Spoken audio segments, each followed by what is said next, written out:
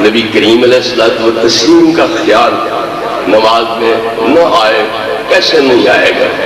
آپ حضرات تحیات بیٹھتے ہو، السلام علیکہ ایھا النبی پڑھتے ہو نہیں؟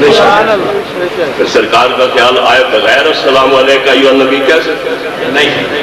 اللہم صلی علی محمد وعلی آل محمد پڑھتے ہو کہ نہیں پڑھتے؟ نبی پاک کا خیال آئے بغیر یہ درود پڑھ سکتے؟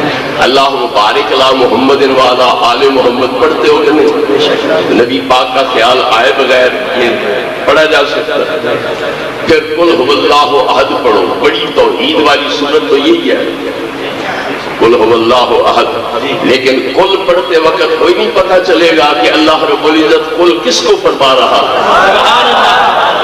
یا رسول اللہ تم کہو، قل کہہ کے اپنی بات بھی منہ سے تیرے سنی، اتنی ہے تیری گفتگو اللہ کو پسند۔ یار کی بات کرنی ہو تو آپ بیان کرتا ہے، مگر اپنی بات بیان کرانی ہو تو یار کی زبان استعمال کرتا ہے۔ قل کہہ کے اپنی بات بھی منہ سے